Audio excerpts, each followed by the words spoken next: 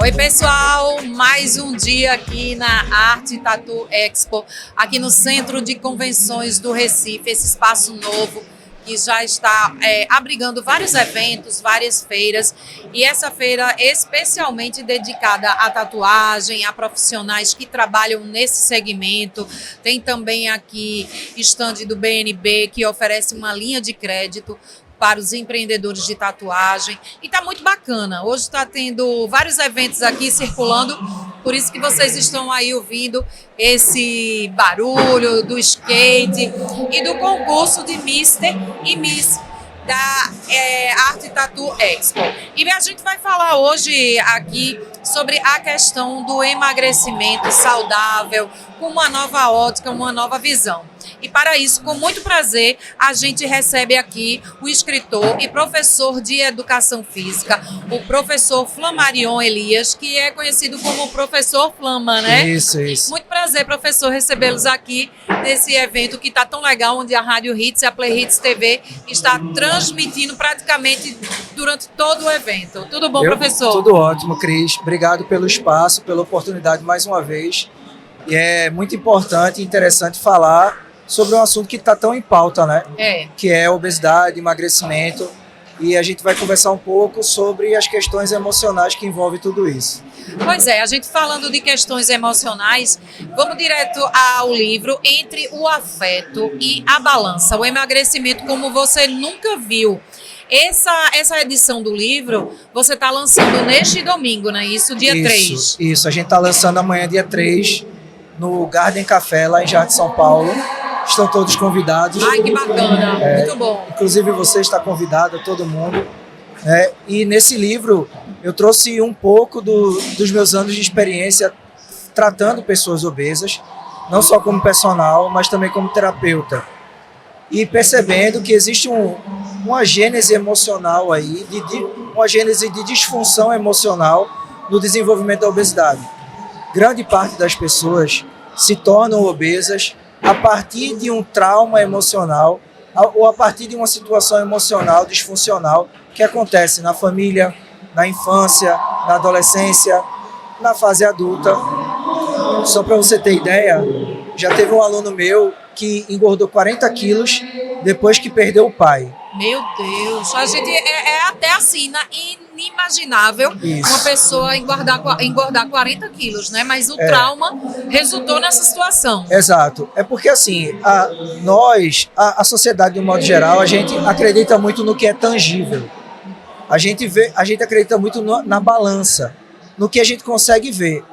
Mas o processo de emagrecimento, a chave que a gente costuma dizer que tem que virar, está justamente no que a gente não vê, que são as emoções, os pensamentos, os sentimentos, tudo que está lá introjetado no inconsciente ou no subconsciente, que a gente vem guardando, reprimindo, é o que explica como a pessoa desenvolveu a obesidade e o que explica a dificuldade para ela emagrecer. Então, dentro desse trabalho, como eu faço hipnoterapia, faço o processo de reprogramação sistêmica, a pessoa entender a relação com o pai, com a mãe, a relação com toda a família e da onde vêm possíveis traumas que fez com que ela fosse buscar no alimento uma recompensa imediata para sanar um buraco e um vazio emocional. Então, as pessoas elas ainda estão muito no coma menos e treine mais para emagrecer. Ou para explicar a obesidade, é um comportamento sedentário e porque você está comendo mais. Mas eu vou buscar muito lá atrás. Por que a pessoa começou a comer mais? Por que a pessoa começou a ter um comportamento sedentário? Sim. Isso vem muito de questões emocionais que precisam ser avaliadas, que precisam ser olhadas, principalmente pela pessoa que quer emagrecer, assim como o profissional que está acompanhando aquela pessoa.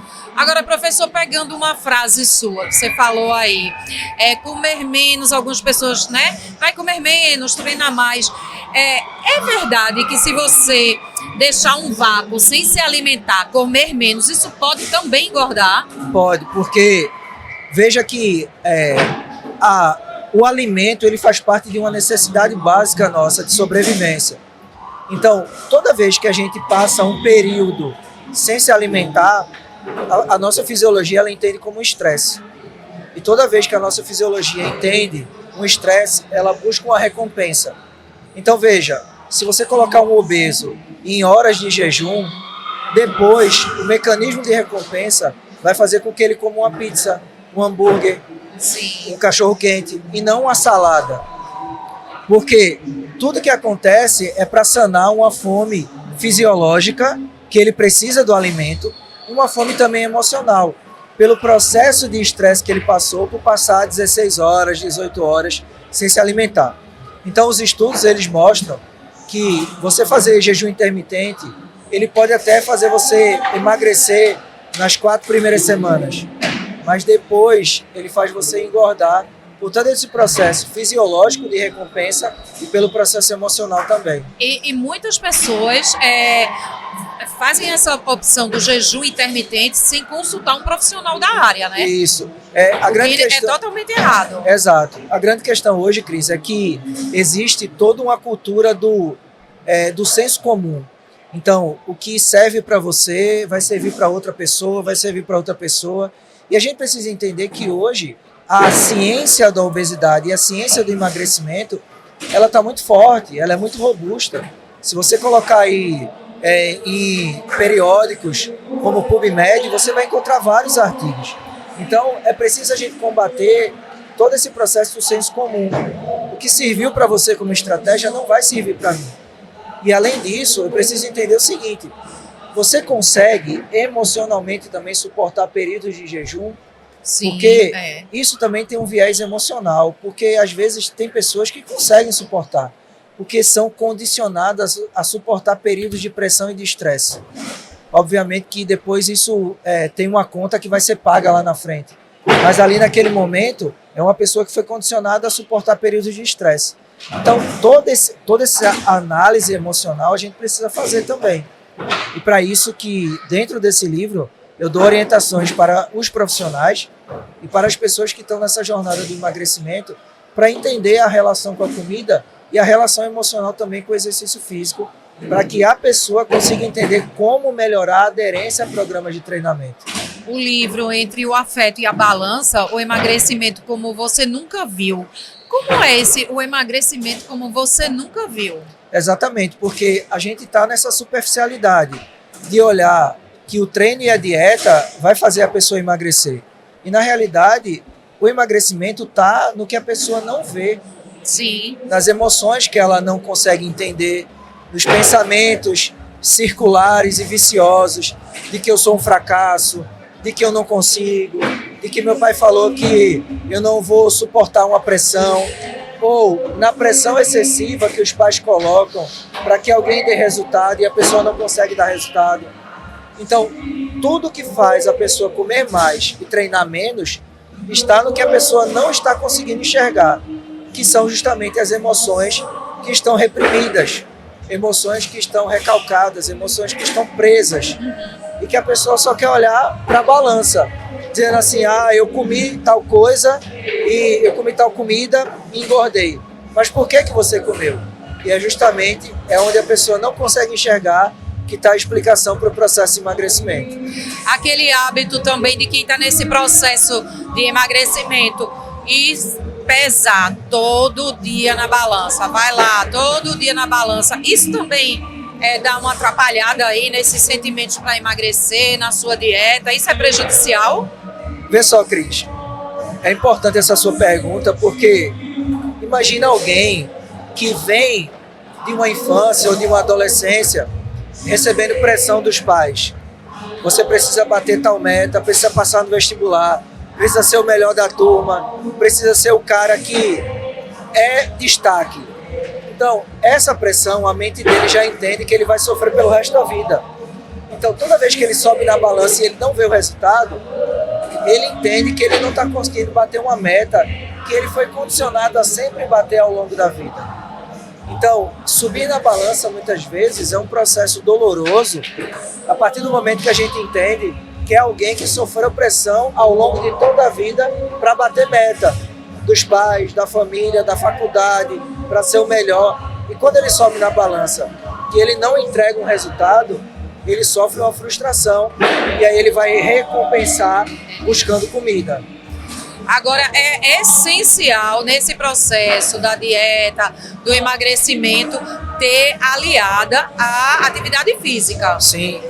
Qual a importância, vamos dizer aí, é 100% de importante esse hábito de treinar, de fazer uma caminhada? E outra, já pergunto, a caminhada ajuda ou não ajuda? Ajuda. É importante que exista o exercício físico no processo de emagrecimento, não só pelas questões fisiológicas, mas também pelas questões mentais. Hoje já se fala do exercício físico como fator contribuinte para prevenir Alzheimer, Parkinson, demência e todos esses processos disfuncionais mentais. Mas é importante também entender que o exercício físico para um obeso, ele traz mais consciência, que ele melhora a atividade cerebral. Então não é só queimar gordura, é melhorar a atividade cerebral também. E aí a caminhada, ela vai ajudar, com certeza, como um exercício que promove não só a parte de queima de gordura, mas também a parte de melhora da saúde mental. Só que a grande questão é a seguinte, que as pessoas elas querem passar 3 anos caminhando na mesma intensidade. E isso não vai fazer emagrecer. O corpo ele precisa receber estímulos o tempo inteiro novos para que ele consiga estar o tempo todo queimando gordura. Então, a caminhada pode ser um bom início, mas ela precisa evoluir para uma corrida, precisa evoluir para um treino mais intenso. É a mesma coisa quando você vai para musculação. Você começa com um certo peso, depois é importante você já desafiar seu próprio corpo. Isso. É mais interessante você ter um treino intenso que dure 10 minutos do que você ter um treino moderado que você já está acostumado a fazer que dure 2 horas. Então, quanto mais eficiente for o seu treino para estimular novas adaptações para o emagrecimento, é muito melhor do que você estar fazendo a mesma coisa numa zona que a gente chama de conforto fisiológico. Entendi. É verdade. E hoje a gente vê muito surgiu esse boom aí dos injetáveis. Tem até um questionamento das pessoas que realmente precisam dessas medicações, são pessoas que sofrem com diabetes, né? Isso. Tem até o medo desses injetáveis desaparecerem do mercado. Isso. Mas as pessoas realmente estão procurando esse tipo de medicação para poder emagrecer rapidamente, né? Emagrece Isso. muito rápido. Isso. Qual é a sua avaliação a respeito disso? Isso. A minha avaliação é embasada na ciência. Sim. Mas um pouco também vendo a percepção do obeso em tratar a obesidade. Então, o que a ciência hoje fala sobre os medicamentos? Que eles são eficazes. Eles fazem o indivíduo obeso perder aí de 15% a 30% do peso corporal numa média de 6 meses a 1 ano. Então, é uma perda de peso bem significativa. Realmente, é bem rápido, né? E bem rápido. Quando a gente analisa os estudos, a média é essa. Só que o que acontece? O obeso ele vai buscar o medicamento para sanar e para tirar dele uma dor que está incomodando ele, que é a dor da obesidade. Então ele vai buscar como o processo imediatista para fazer com que ele saia da dor e vá para uma busca de um alívio. Só que quanto mais rápido o organismo perde peso, mais rápido ele recupera. Então, na realidade, o que é preciso? Ser acompanhado por um bom endócrino ou por um bom nutrólogo, que a gente sabe que, mesmo com todo o avanço da ciência, existe muito charlatão.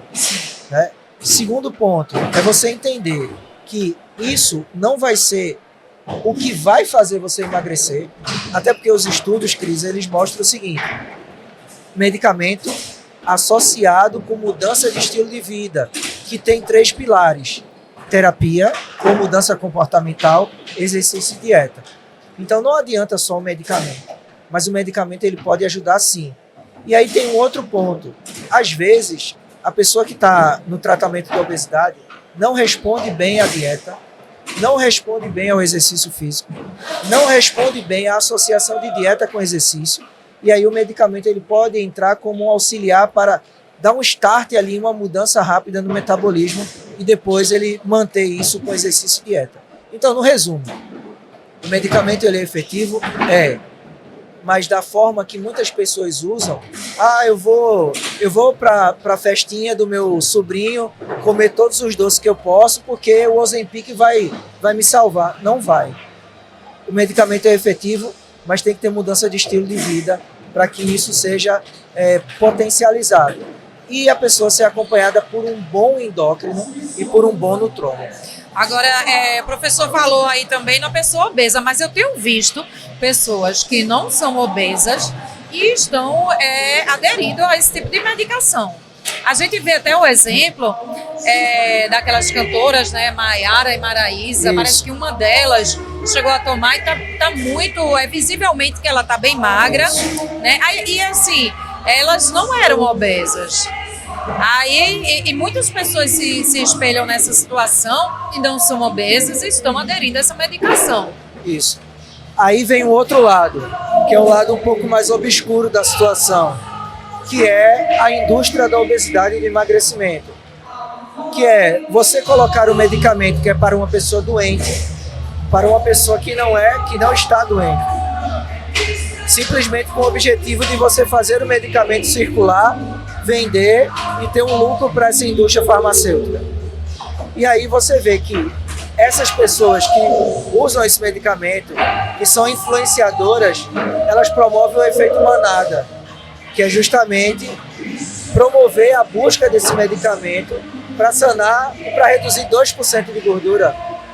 Por que esses medicamentos não chegam num acesso mais rápido e fácil para o cara que está doente mesmo, para o obeso, para o diabético, para quem realmente precisa? Então, aí vem o outro lado, que é o lado obscuro mesmo, que é a indústria da obesidade e do emagrecimento. Entendeu? É complicado. Aqui no livro trata dessa situação. Isso. Aqui no livro eu falo basicamente sobre 4 pontos. São através de capítulos? Isso, como é são que é? 4 capítulos. 4 capítulos. O primeiro capítulo é como funciona a mente de um obeso, o sistema racional e o sistema emocional.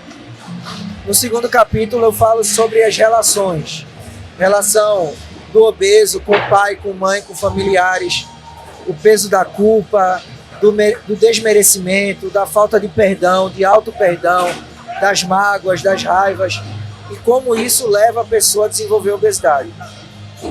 No terceiro capítulo, eu falo sobre essas conexões entre pensamentos, emoções, sentimentos.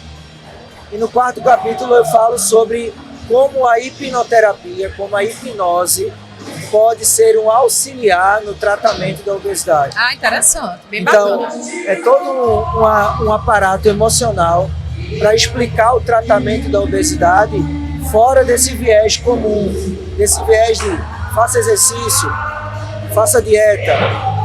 Imagina o seguinte, se dieta e exercício resolvesse, muita gente já estava magro, porque a gente tem muita academia. Nós temos muitos profissionais de educação física, muitos nutricionistas. Por que a gente não resolve o problema? É muito da questão emocional, né? A cabeça, né? É a questão emocional. E às vezes o obeso não se enxerga obeso. E quando ele se enxerga obeso, muitas vezes ele está tão identificado com a obesidade que ele não quer sair dali. É aquilo que você falou, né, professor? A saúde mental. E voltando, que muitas pessoas sabem, eu tenho o vício do chocolate, tô bem melhor, sou chocolatra assumida, mas estou bem melhor. E você tocou num ponto muito importante. O chocolate remete à minha infância, ao meu pai, que também era um louco alucinado por chocolate. E realmente, eu comendo chocolate, eu lembro dele, lembro dos chocolates lá na portinha da geladeira, tudo isso. E para me desvincular disso tudo é até complicado. Aí é onde entra, né, um processo de terapia. Isso, porque pegando um gancho no que você traz, eu atendi uma menina, eu sempre gosto de contar essa história porque me marcou muito. Uma menina que ela chegou e disse para mim que ela não conseguia parar de comer bolo. E aí eu disse, como é que uma pessoa não consegue parar de comer bolo?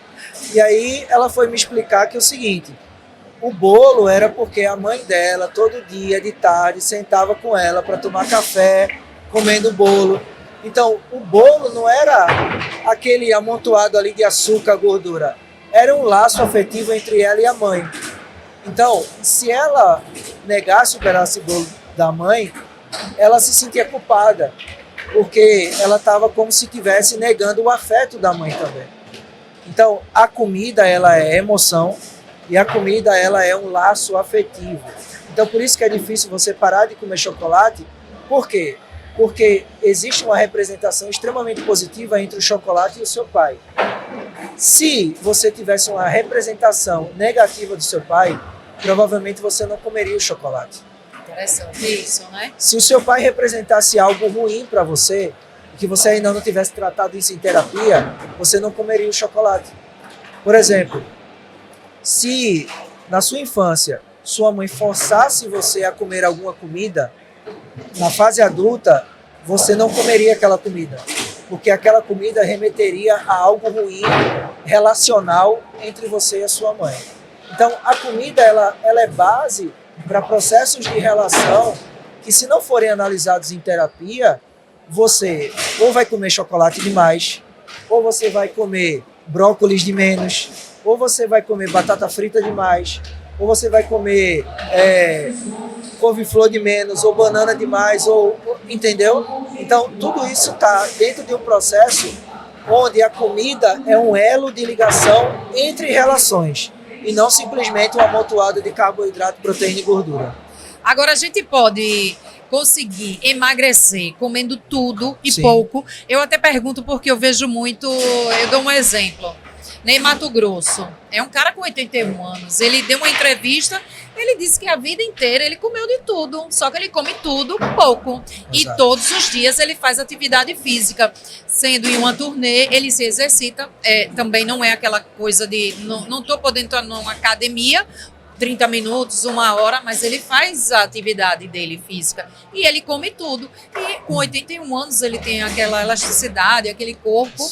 É possível conseguir isso já depois de uma certa idade mesmo, porque esse hábito dele já vem de muito tempo. Sim, é possível. Eu assisti essa entrevista dele, muito interessante. E um ponto que ele tocou, que para mim foi muito marcante também, é que ele disse: quando eu me sinto satisfeito, eu saio da mesa. Então, esse é um ponto, porque todo o processo onde também as pessoas consomem mais é quando você continua na mesa, mesmo quando você se sente saciado. Porque dentro daquele processo das relações entre as pessoas que estão na mesa, aquele processo onde você está conversando com seu pai e sua mãe, a reunião da família, faz uma liberação de dopamina que você se sente tão bem que você vai buscando mais comida. É um processo ali. Vem a sobremesa, vem o cafezinho, vem o bolinho, vem a cocada, vem a paçoca. Então, quando você entende que esse processo dessa relação estimula a comida, você entende que ele é muito sábio, né? Quando ele diz assim: quando eu me sinto satisfeito, eu saio da mesa. Um outro ponto é que ele veio condicionando o corpo dele, o metabolismo dele, a ingerir uma quantidade X de calorias e equilibrando proteína, carboidrato e gordura. Esse metabolismo equilibrado ao longo de muito tempo faz com que ele chegue num ponto de equilíbrio. E aí vem que uma coisa interessante. Às vezes o ponto de equilíbrio de uma pessoa obesa é a obesidade. Vê que interessante. O corpo ele chega num ponto onde a fisiologia toda se arruma para sobreviver na obesidade, e quando a pessoa emagrece, para o corpo aquilo é o desequilíbrio. Vê que interessante. Então, você manter um corpo saudável, ativo e magro durante muitos anos faz com que o teu metabolismo entenda que a magreza é o equilíbrio. Do outro lado, você manter um corpo obeso, inflamado por muito tempo, faz com que a tua fisiologia entenda que a obesidade é o equilíbrio.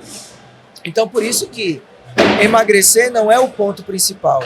O ponto principal é você manter o teu corpo e a tua fisiologia magra ou emagrecendo por mais de 2 anos.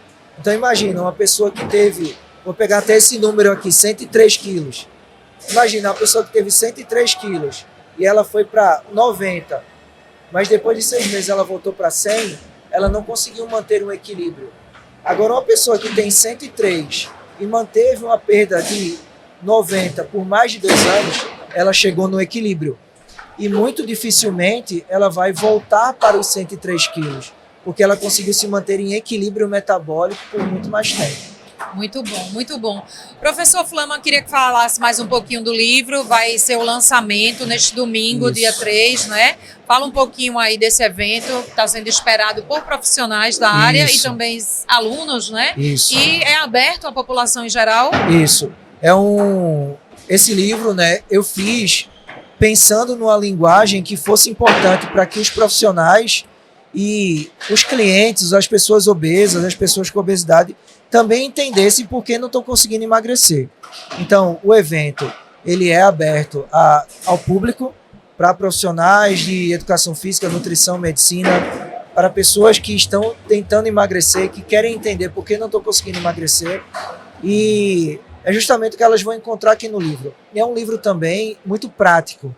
Então, eu trago as pessoas para reflexões.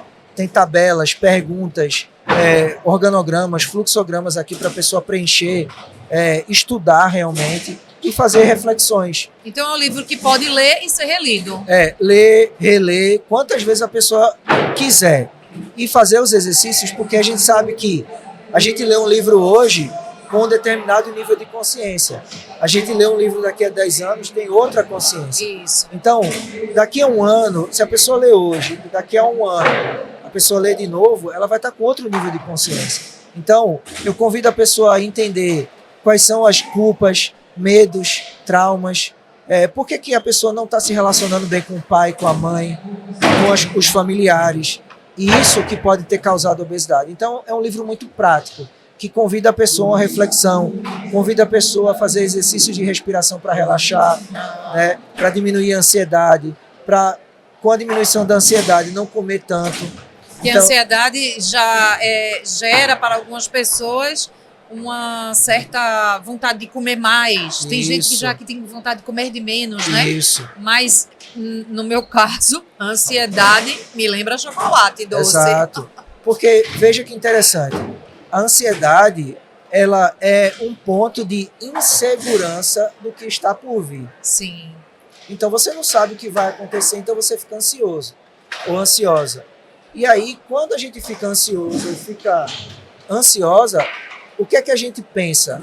Qual é a primeira pessoa que vem como ponto de segurança? Nossos pais. Como você não pode o tempo todo estar acessando o seu pai, você acessa uma ponte entre você e seu pai, que é o chocolate. Por isso que quando você está ansiosa, você quer chocolate. Ô, negocinho bom danado, né?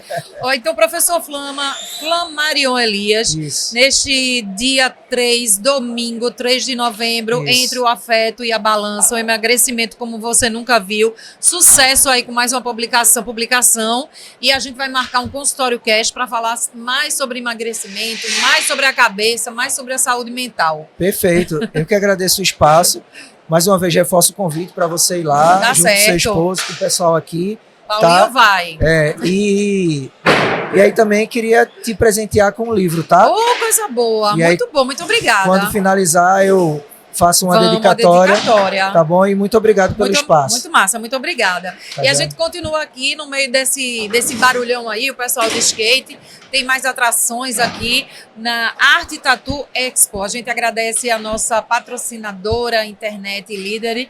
E também estamos aqui com a Rádio Hits 103.1 FM e a Play Hits TV. Até já, gente!